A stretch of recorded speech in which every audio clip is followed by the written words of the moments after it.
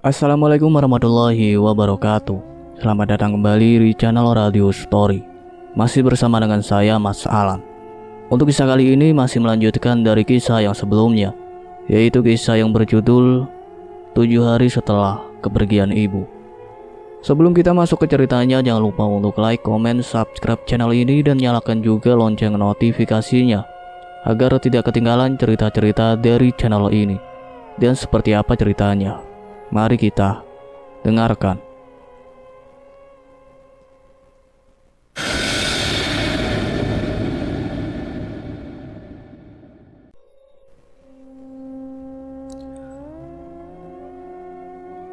Lu jangan bercanda deh, Kak.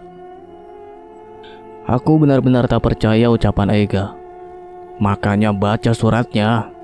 Dia meninggalkan suratnya. Orang udah capek-capek nulis tapi kagak dibaca. Sabar, Kak. Aku membuka lipatan kertas itu perlahan. Woi, Lang. Sorry. Gua cuma bisa ngasih tahu lewat surat. Terkesan jadul sih, tapi mau gimana lagi? Handphone gua disita bokap.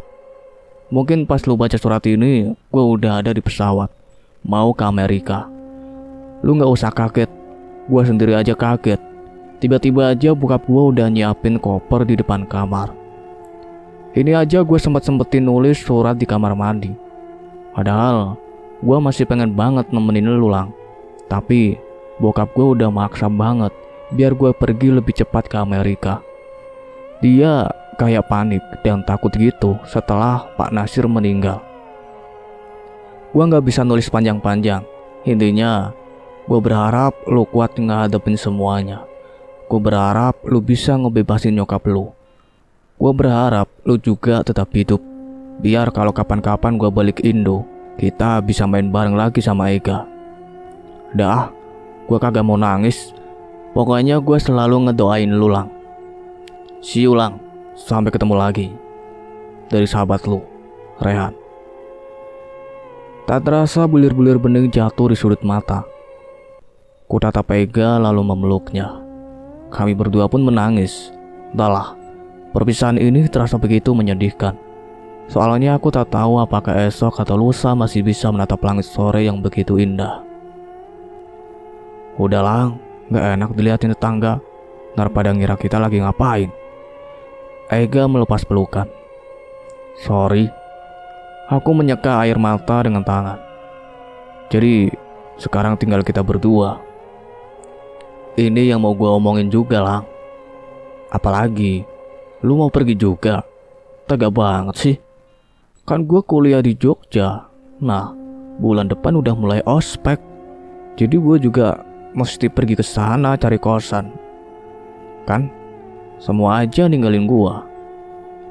Sorry banget, Lang. Ya nggak apa-apa. Pokoknya jangan lupa kontakkan sama gue. Siap. Ntar kalau gue sempat balik bentar, gue bawain lo oleh-oleh trek Jogja dah. Asik, bak B4 tus ya. Santai dah, gue balik dulu. Kapan lu berangkat? Besok pagi. Hati-hati ya. Siap. Gue balik dulu. Ntar keburu maghrib tuh zombie pada muncul. Awas diikuti sampai Jogja. Jangan gitu lah, Lang. Canda, Gak. Ega menghidupkan motornya. Oh iya, gue sampai lupa. Apaan lagi? Kata Rehan, motornya nanti ambil aja di bengkel biasa. Semuanya udah dibayar. Emang udah kelar? Cepet amat. Gue gak tahu sih. Orang pesenannya cuma itu doang. Ntar gue cek kesana deh. Sip. Ega pun pamit. Aku melangkah ke dalam rumah. Meski hari ini kedua sahabatku itu pergi, tapi aku sangat paham dengan keputusan mereka. Jika terlalu lama ada di dekatku, maka nyawa mereka bisa terancam. Karena siluman anjing bisa melakukan apapun. Itu mata sebab kenapa? Tegur rekan Nasrul yang sedang duduk di ruang tamu. Tadi kelilipan, sahabatku berlalu masuk ke kamar. Lang, makan di luar yuk. Ajak ke Nasrul. Di mana? Sautku beranjak dari kasur. Ya keluar dulu aja. Tadi tinggal cari tempat makannya. Atau mau ke mall aja? Nonton film gitu? Tuh, makan aja deh, aku lagi males nonton film. Ya udah, buruan siap-siap. Kak Nasrul melangkah ke kamar ibu. Tak berselang lama ia kembali ke kamarku. Ada apa? Tanya aku. Kunci mobil kok nggak ada ya? Tuh, aku menunjuk kunci di atas meja belajar. Lah, kirain gak mau pakai mobil. Ternyata makin juga. Terpaksa kak. Kak Nasrul mengambil kunci itu, kemudian berjalan ke garasi. Kak, teriakku sembari berlari mengejarnya. Baru ingat kalau mobil belum dibersihkan. Kak Nasrul menoleh. Kenapa? Coba kakak buka pintu mobilnya. Ia pun membuka pintu. Bau banget. Nah, itu. Kamu pakai buat apa? Sampai bau begitu. Aku nggak pakai mobil kak. Terus kenapa bisa bau begini? Kakak nggak sadar ada satu anggota keluarga lain yang hilang. Siapa? Kak Nasrul melangkah menjauhi mobil. Coba kakak ingat-ingat lagi. Bilang aja langsung lang. Perut kakak udah mual. Males mikir. Samson. Ah iya. Kemana tuh kucing? Itu bau bangke Samson kak. Lagi-lagi kamu gak bilang. Lupa kak. Terus jadinya gimana ini? Bentar. Aku berlari ke kamar, mengambil beberapa masker. Pakai masker double aja. Terus ntar mobilnya di setim aja, usulku. Ada yang dekat sini gak? Ada. Oke lah. Kami pun berangkat ke tempat cuci mobil. Beruntung tidak ada antrian, jadi mobil bisa segera dicuci. Kok bisa Samson mati di mobil? Kamu gak lihat dia masuk mobil emang? Ucap Kak Nasrul. Aku juga bingung kak. Mobil kan selalu dikunci, gak pernah aku pakai. Ada-ada aja. Kamu emang gak dengar si Samson meong-meong? Aku lagi gak di rumah kak. Kasian, pasti mati kelaparan atau kepanasan. Kalau dilihat bangkainya sih aneh kak. Badannya gak kaku, tapi lembek gitu. Terus banyak belatungnya. Emang kamu pergi berapa lama? 3 hari. Pantesan. Tapi Samson dititip ke Parian. Kata Parian, si Samson hilang dari belum sehari. Jadi emang matinya itu aneh. Jadi maksud kamu ini ada hubungannya sama jin pesugihan itu? Yap, kakak benar. Kalau begitu harus cepat-cepat cari ustadz yang ngerti masalah beginian, biar nggak ada korban lagi. Pak Nasir itu ustadz kak, baru niat mau nolongin udah meninggal. Itulah kenapa tadi aku gak mau cerita sama kakak. Takut nanti kakak jadi incaran itu siluman juga. Gak apa-apa lang, masa kakak biarin kamu berjuang sendirian? Terus, sekarang kita makan di mana? Aku mengalihkan topik, tak mau terus membahas tentang siluman anjing itu. Kemal aja deh, lebih banyak pilihan. Sekitar 15 menit kemudian mobil sudah selesai dicuci. Bau bangkai yang menyengat pun menghilang. Kak Nasrul mengarahkan mobil ke salah satu mal di Jakarta Timur. Ujung-ujungnya ke PGC, protesku. Bosan rasanya pergi ke mal ini. Lah, tadi ditanya mau ke mal mana malah jawab terserah. Kayak cewek aja, saut Kak Nasrul sembari memarkirkan mobil. Sekarang kakak tanya mau makan apa? Awas saja bilang terserah. Hokben. Nah gitu. Setelah makan Kak Nasrul mengajakku berbelanja kebutuhan di rumah. Soalnya kulkas sudah benar-benar kosong. Lang, kakak boleh nanya sesuatu lagi? Ucap Kak Nasrul sembari mendorong troli melewati jalan antara etalase makanan ringan. Tentang apa? Aku sedikit curiga kalau pertanyaannya tentang pesugihan itu. Apa Pak Nasir tahu siapa pelaku pesugihannya? Kan? Dugaanku benar. Tahu? Balasku disingkat. Siapa? Kakak gak akan kenal. Iya siapa? Belum juga dijawab udah bilang gak kenal. Kak Nasrul agak kesal. Haji Rofi. Haji Rofi? Tuh kan, gak kenal. Kakak kenal Lang, cuman gak nyangka kalau dia pelakunya. Padahal waktu di rumah sakit, dia yang bantu masalah administrasi, sampai ambulan aja dia yang bayar. Berarti dia emang pintar cari muka. Tapi ini tuduhan berat loh Lang. Ini bukan tuduhan kak, memang kenyataannya begitu. Kok kamu bisa yakin? Aku menceritakan tentang rombongan pengajian Haji Rofi yang setiap tahun selalu kecelakaan. Lalu menceritakan konflik antara Haji Rofi dengan keluarga Om Faujan. Apa sekarang kakak masih belum yakin dia pelakunya? Tanyaku. Sedikit sih. Berarti kakak masih ngeraguin omongan aku. Padahal aku udah ceritain semuanya. Bukan gitu Lang. Perlu bukti yang sangat kuat buat nuduh orang pesugihan. Kalau masih cerita simpang siur gini, takutnya ada orang yang sedang memanfaatkan situasi. Benar juga, aku tak pernah berpikir sampai sana. Emang siapa orang yang dapat keuntungan kalau nama Haji Rofi jatuh? Ya, saingan bisnisnya bisa aja kan? Saingan bisnis. Maksud kakak Om Faujan? Kakak gak bilang begitu loh. Ya tapi kakak mengiring narasi ke sana. Gak mungkin Om Faujan ngelakuin itu kak. Semoga aja. Gumam Kak Nasrul berlalu ke arah kasir. Aku agak kesal dengan tuduhannya itu. Sampai di parkiran kami sama sekali tidak berbicara. Kamu kok diam aja Lang? Tegur Kak Nasrul. Aku tak menjawab pertanyaannya. Langsung masuk mobil. Sementara Kak Nasrul sibuk meletakkan barang belanja di kursi tengah. Kamu kok marah sih Lang? Ia duduk, lalu menyalakan mobil. Habisnya kakak nuduh Om Faujan begitu, sahutku. Kakak gak nuduh, cuma menganalisis cerita kamu. Tapi Om Faujan gak mungkin begitu kak. Iya, kamu ini udah mau kuliah tapi masih kayak anak kecil. Biarin. Mobil melaju keluar dari parkiran mall.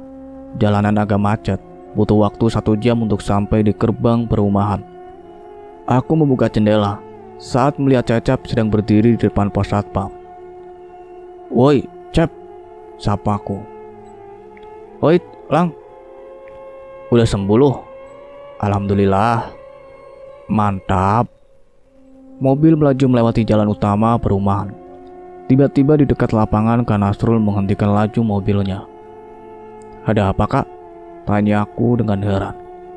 Kamu gak nyium bau busuk sama anjir gitu? Balasnya. Dek. Sontak aku celingak-celinguk. Karena itu merupakan tanda kehadiran mereka. Enggak kak. Aku memang tidak mencium bau itu. Tidak juga melihat ada sosok yang bergentayangan. Kak Nasrul kembali melajukan mobil. Tetap dibelokkan menuju rumah, ia menghentikan mobil. Kali ini wajahnya seperti kaget, sambil melihat ke depan. Entah apa yang ia lihat. Ada apa kak? Di depan, banyak orang lagi berdiri berjejer. Aku menatap ke depan. Tak ada siapa-siapa, hanya jalanan kosong yang terlihat. Dah. Kak Nasrul berteriak, sambil menatap jendela samping. Mereka ngelilingin mobil Lang. Kak Nasrul malah termenung sambil menatap ke depan. Maju kak, tegurku. Banyak orang Lang, balasnya. Tak sedikit pun melepaskan pandangan ke jalan. Itu setan kak, bukan orang. Kamu lihat juga. Alhamdulillah sekarang gak lihat. Ada yang memukul kaca jendela di sampingku. Refleks aku menoleh. Ada wajah seorang wanita yang sangat menakutkan. Sudah menyambut dengan senyuman menyeringai. Aku berteriak sambil bergeser mundur, mendekati Kak Nasrul. Nanti tuas metiknya patah Lang, omelnya sambil mendorongku. Tak sadar hampir menduduki tuas metik. Tadi katanya gak lihat, kok sekarang malah teriak ngagetin aja, imbuhnya. Sekarang aku bisa lihat semuanya kak, balasku. Sembari menundukkan setelah tak sengaja melihat ke depan. Ada puluhan orang sedang berdiri menghalangi jalan. Terobos aja kak, teriakku.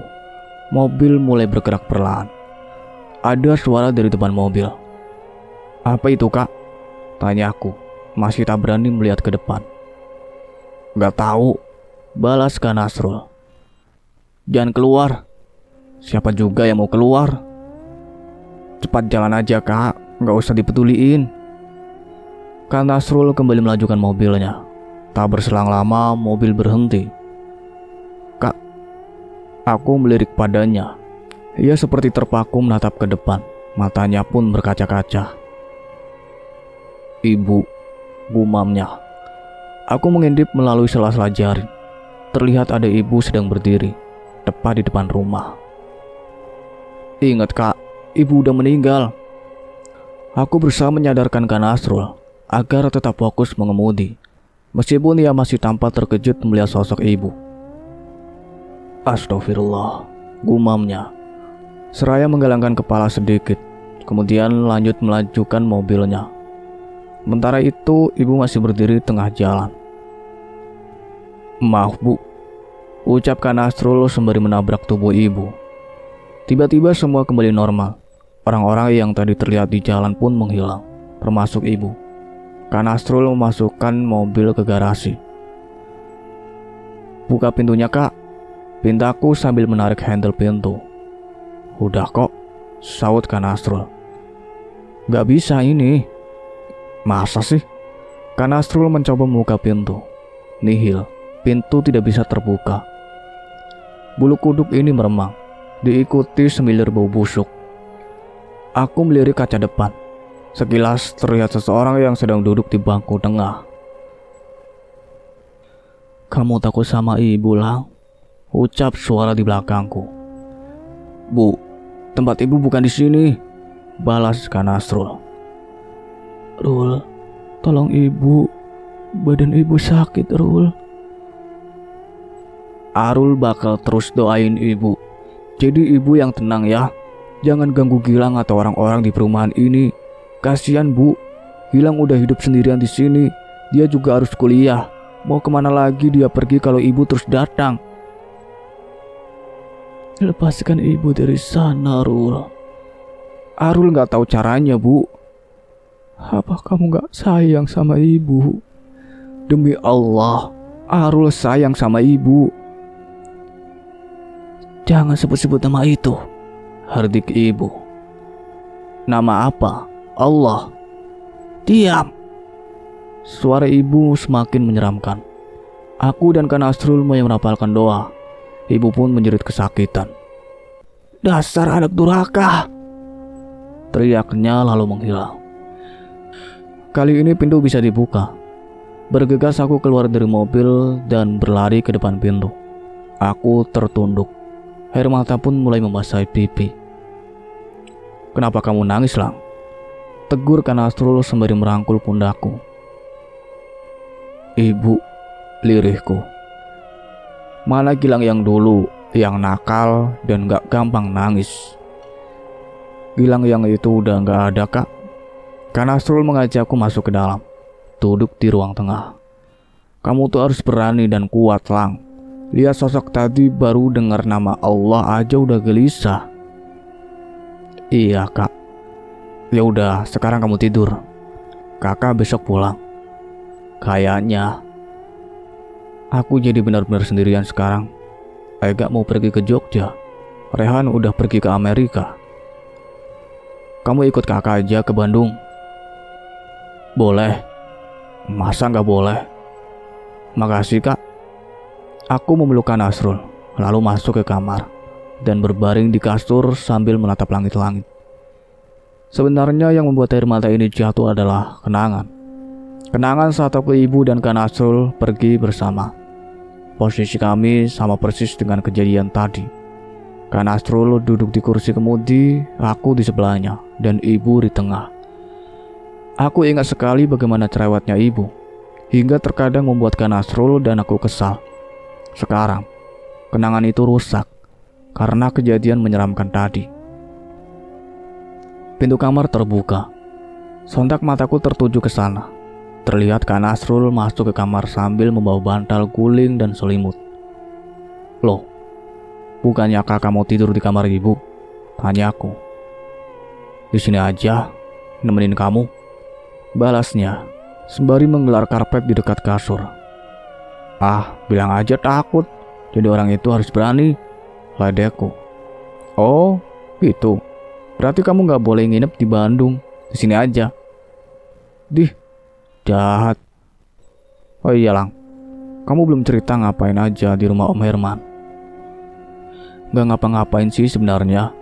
Om Herman sempat mau ajak aku ke rumah temannya, tapi waktu itu temannya gak ada di rumah. Ngapain pergi ke sana? Biar ada titik terang sama masalah ini, Kak. Sebenarnya kakak juga kaget waktu Om Herman nge-WA terus bilang kamu datang ke sana tengah malam. Om Herman juga minta kakak buat ngecek keadaan kamu. Makanya kakak langsung nelpon. Pantes timing nelponnya pas banget. Berarti feelingnya Om Herman itu kuat banget ya. Kayaknya bukan Om Herman deh kak, tapi Aurora. Dia yang ngelarang aku pulang.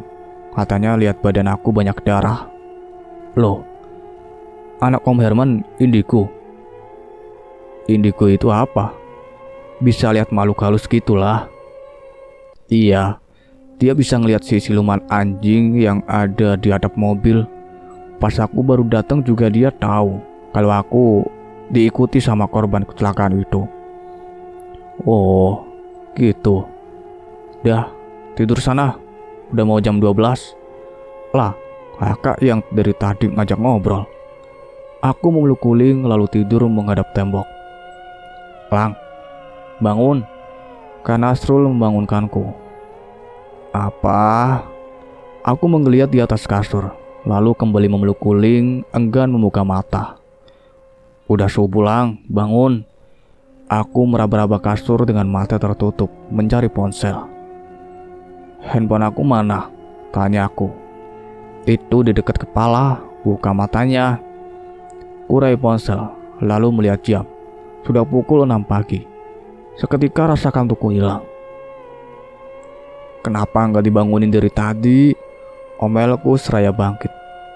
Kamu tidur kayak kebo, susah dibangunin. Tadi malam tidurku memang begitu nyenyak. Bisa dibilang itu tidur ternyenyakku setelah ibu datang ke rumah ini. Tanpa ada gangguan. Tak juga mengalami mimpi buruk. Aku berharap besok dan seterusnya akan seperti ini. Malah bengong. Tegur Kak Nasrul. Iya, aku berdiri dan berjalan ke kamar mandi untuk mengambil wudhu. Setelah sholat subuh, Kak Nasrul sudah mengganti pakaian dengan celana pendek dan kaos oblong. Mau kemana kak? Tanya aku dengan heran. Jogging yuk, sambil cari sarapan di depan, ajaknya. Lah, tumben. Mau ikut gak? Kak Nasrul mengambil sepatu. Ikut. Bergegas aku melepas sarung dan melipat sajadah. Setelah itu ganti pakaian. Kak Nasrul sudah menunggu di teras. Berangkat. Kami pun berlari kecil menuju lapangan. Rumah Pak Didit gak ada yang nempatin. Tanya Kak Nasrul saat melewati rumah itu. Bukan cuma rumah Pak Didit, tapi semua korban kecelakaan. Balasku sedikit mempercepat lari. Pak Dika, kosong juga kak. Terus Pak Dika masuk rumah sakit. Innalillahi, sakit apa? Gak sakit. Lah terus, senasib sama aku lah. Diteror juga. Iya, pantesan. Seminggu ditinggal ini perumahan udah kayak komplek tanpa penghuni. Sepi bener. Banyak yang ngungsi sementara kak. Males ketemu zombie-zombie perumahan. Zombie apaan? Itu yang kakak lihat semalam. Aku, Ega sama Rehan nyebutnya zombie. Oh alah. Tiba di lapangan hanya terlihat segelintir orang sedang olahraga. Tak terlihat ibu-ibu komplek yang biasanya senam pagi. Kami lari 2 kali keliling lapangan. Setelah itu berjalan ke gerbang perumahan. Cep, panggilku saat melihat Cacap sedang duduk di depan pos satpam. Oi, mau kemana Lang? Balasnya. Cari sarapan. Gue masih kesal sama lu.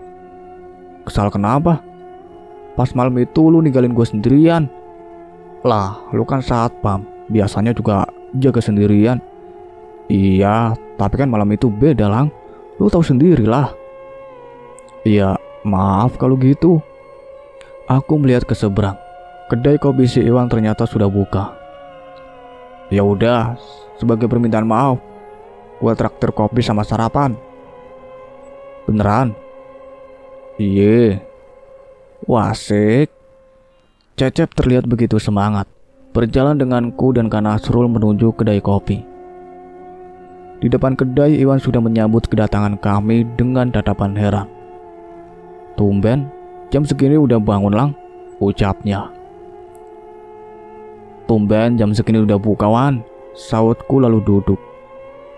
BTW, lu kemana aja, Wan? Kok beberapa hari ini tutup? Aku pura-pura bertanya, padahal sudah tahu kalau ia jatuh sakit. Sakit gua? Sama kayak si Cacep dong, pada hobi amat sakit. Gara-gara lu, Lang. Dih, nyalain. Aku melirik Kak Nasrul yang dari tadi diam saja. Kakak, pilih makan duluan aja. Iya. Kak Nasrul melihat-lihat menu. Sayup terdengar suara sirine ambulan. Sontak kami menoleh ke arah suara itu. Ambulan itu mendekat dan berbelok ke perumahan. Di belakangnya ada iring-iringan mobil. Aku sangat mengenal salah satu mobil itu. Mobil milik Pak Dika. Ada apa dengannya? Itu mobilnya Pak Dika, Kak, ucapku. Bukannya kamu bilang Pak Dika dirawat di rumah sakit? Balas Kak Nasrul. Iya. Rasa penasaran ini membuat suasana sarapan jadi kurang nyaman. Aku ini cepat-cepat pulang, melihat apa yang terjadi pada Pak Dika. Yang jelas, perasaan ini sudah tidak enak. Pasti terjadi sesuatu padanya. Semoga saja bukan hal yang buruk. Buru-buru amat, Lang, tegur Cecep, lalu menyeruput kopi. Sakit perut gua, balasku. Lu gak ngecek ke rumah Pak Dika, Cep? Gua mau balik, lagian sekarang shiftnya Mas Andi. Kak Nasrul berdiri dan membayar semua pesanan. Setelah itu kami pun pulang. Kamu bohong kan bilang sakit perut? Tanyanya. Aku tersenyum. Iya. Pasti penasaran sama ambulan tadi. Iya, Kak. Dengan langkah cepat kami meluncur menuju rumah. Setibanya di belokan terakhir, mata ini langsung tertuju pada ujung jalan. Di depan rumah Pak Dika sudah ramai orang. Bergegas kami melangkah ke sana. Ada apa, Pak? Tanya aku pada Pak Rian yang sedang berdiri di depan rumah Pak Dika. Pak Dika meninggal, Lang. Innalillahi wa innalillahi rojiun, ucapku dan Kak Nasrul kompak. Meninggalnya jam berapa? Imbuhku. Katanya tadi subuh, balas Pak Rian. Kakak mau masuk ke dalam? Tanyaku. Masa pakai baju begini, Lang? Balas Kak Nasrul. Iya juga. Pulang dulu aja. Oke. Kami pun pulang. Kira-kira ada hubungannya sama pesugihan itu enggak, Kak? Tanyaku pada Kak Nasrul yang sedang membuka pintu. Gak usah mikir sampai sana. Setelah mandi dan berganti pakaian, kami pun kembali ke rumah Pak Dika. Pelayat sudah semakin ramai. Kami masuk ke dalam untuk mengucapkan bela sungkawa. Aku duduk di dekat jenazah, lalu membaca doa. Pandangan ini teralihkan pada Shirley, anak sulung Pak Dika yang tak henti-hentinya menangis di pojokan. Kehilangan kedua orang tua dalam waktu dekat memang sangat menyakitkan. Semoga saja dia bisa melalui masa suram ini. Lang, bisik suara di telinga. Apa, Kak? Aku menoleh pada Kak Nasrul. Apa? Ia tampak kebingungan. Tadi manggil aku. Enggak, orang kakak lagi baca doa. Lang, suara lirih itu kembali terdengar. Pandangan ini menyisir ke setiap sudut ruangan. Astagfirullah, ucapku kaget. Kenapa, Lang? Tanya Kak Nasrul. Pulang yuk, Kak. Bentar, aku tunggu di luar ya. Ada apa sih? Gak ada apa-apa. Aku bangkit dan buru-buru pergi keluar. Tak bisa rasanya mendoakan seseorang yang hadir di ruangan itu. Iya, Pak Dika ada di sana, berdiri di dekat Shirley dengan wajah berwarna biru gelap. Kak Nasrul berjalan mendekat. Ada apa sih, Lang? Tanyanya. Aku ceritain di rumah aja. Kami pun pulang ke rumah dan mengobrol di kamarku. Kamu beneran lihat itu? Iya, Kak. Jelas banget. Oke. Gitu doang tanggapannya. Ya, mau ngomong apa lagi? Padahal aku udah takut lihatnya. Dah, sekarang kamu siap-siap aja. Bentar lagi berangkat. Kakak mau bawa mobil ke Bandung? Iya, gak mungkin kan ditinggal di rumah. Motor kamu gimana? Masih di bengkel? Nanti sebelum pergi kita ke bengkelnya dulu. Oke, Kak. Kak Nasrul sedang memanaskan mobil. Sementara aku memastikan semua alat elektronik sudah mati. Ku masukkan tas ransel besar ke dalam mobil. Berangkat sekarang, Kak? Iya. Bergegas aku mengunci pintu, lalu membuka pagar. Mobil pun keluar dari garasi. Bergegas aku masuk. Gak ada yang ketinggalan kan? Tanya Kak Nasrul. Gak ada. Mobil pun melaju keluar perumahan. Tampak Iwan sedang sibuk membersihkan meja. Aku melirik Kak Nasrul yang sangat fokus mengemudi. Diam aja, Kak, tegurku. Kan lagi nyetir. Ya ngobrol kali sebegini. Emang mau ngobrolin apa? Iya, terserah apa aja. Nah, kamu sendiri bingung mau ngobrol apa. Aku tak sadar, mobil berbelok ke arah yang tak seharusnya. Loh, ini mau kemana, Kak? Ke tempat ibu sama ayah, balasnya. Bilang aja ke pemakaman gitu. Kurang dari 15 menit kami tiba di pemakaman. Mobil melewati gerbang yang berbentuk setengah lingkaran. Di dekatnya ada tulisan Pemakaman Umum Pondok Kelapa. Kak Nasrul memarkirkan mobil di dekat blok makam ayah dan ibu. Area pemakaman terlihat sepi. Aku jongkok di antara makam ibu dan ayah, menatap nama yang tertulis di batu nisan ibu, Anissa Saraswati. Kak Nasrul mulai merapalkan doa. Aku pun ikut merapal doa sambil menutup mata. Konsentrasiku terganggu saat mendengar ada suara orang meracau. Saat buka mata, terlihat sudah banyak orang berdiri mengelilingiku dan Kak Nasrul. Ah! Aku berteriak dan kembali menutup mata. Ada apa, Lang? Tanya Kak Nasrul. Ada banyak orang, Kak, sautku. Banyak orang gimana? Pokoknya banyak orang lagi berdiri ngelilingin kita. Aku kembali berteriak saat merasakan ada yang menyentuh pundakku.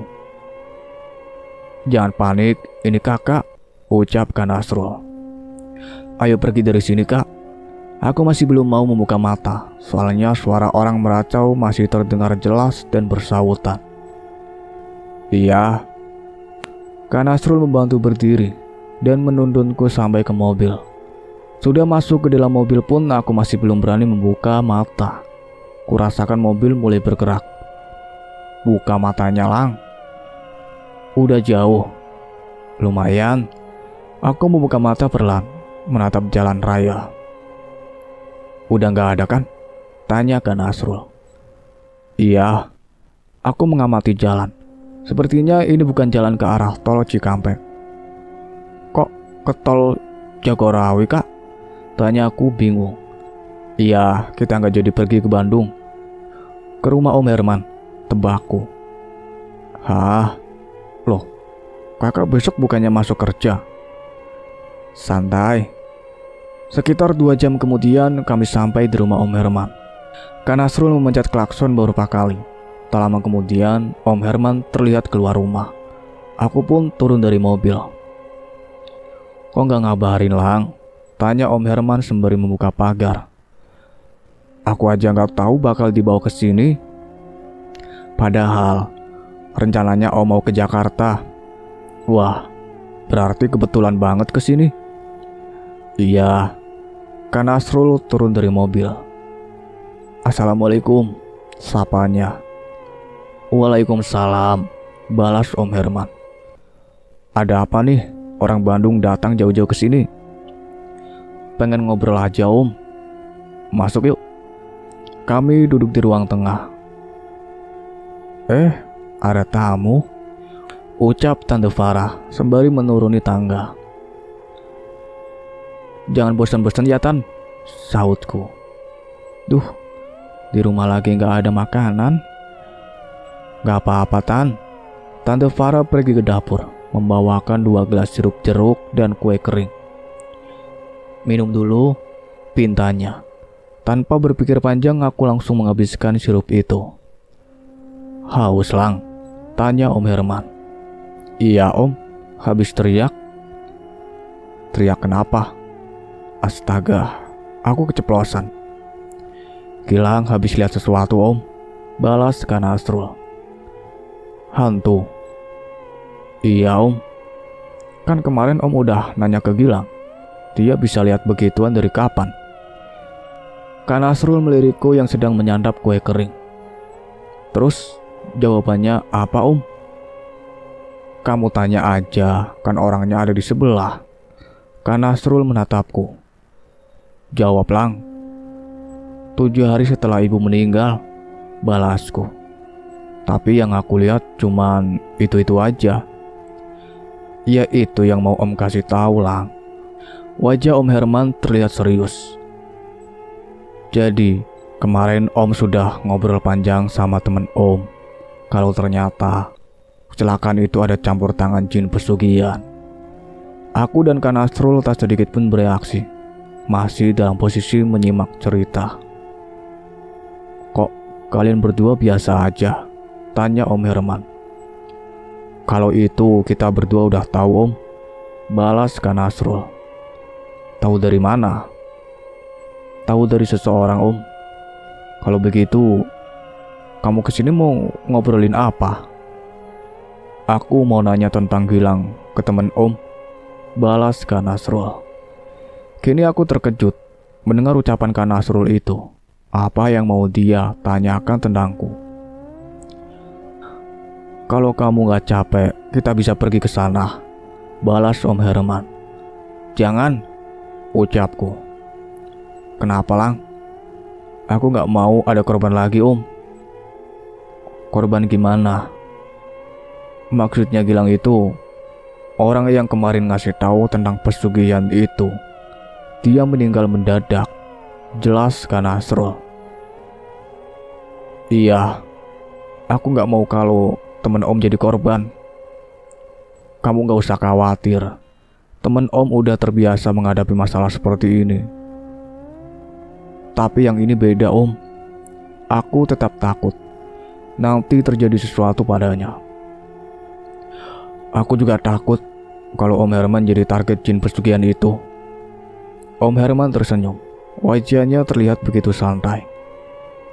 Dari terakhir kali kamu datang ke sini, Om sudah menjadi target siluman anjing itu. Om udah tahu juga tentang siluman anjing itu. Udahlah, dia sempat datang ke sini dan coba ngelukain Aurora. Ya Allah, Aurora nggak kenapa-napa kan? Aurora sempat sakit beberapa hari. Dari situlah Om tahu kalau itu ulah siluman anjing. Soalnya pas demam tinggi, dia sempat ngigau dan nyebut nama anjing hitam. Pernah sekali nyebut nama kamu juga. Aku penasaran dengan apa yang Aurora lihat kali ini. Semoga saja itu bukan hal yang buruk. Apa Aurora cerita yang dia lihat, Om? Dia nggak cerita banyak, cuman bilang dikejar anjing hitam aja. Sekarang Aurora sudah sembuh. Alhamdulillah udah. Kemarin teman Om datang ke sini buat bantu penyembuhannya. Alhamdulillah, kalau begitu aku boleh nggak ketemu Aurora? Boleh, Aurora ada di atas. Tapi aku cuman mau ngobrol berdua aja, Om. Iya, nggak apa-apa. Semoga aja kalau sama kamu dia mau cerita. Sip, makasih, Om.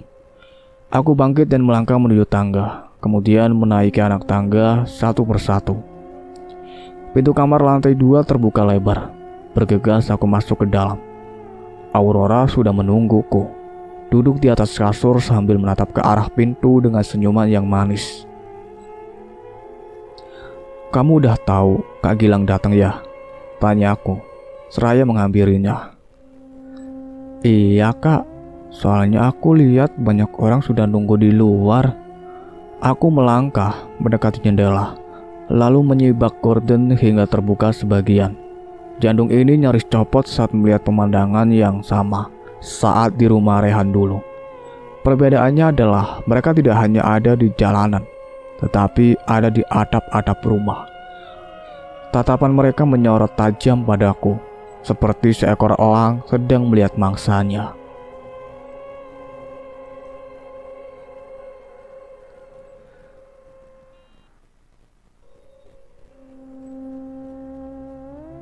Cukup sekian ceritanya sampai di sini. Nantikan kelanjutan ceritanya. Saya akhiri. Wassalamualaikum warahmatullahi wabarakatuh.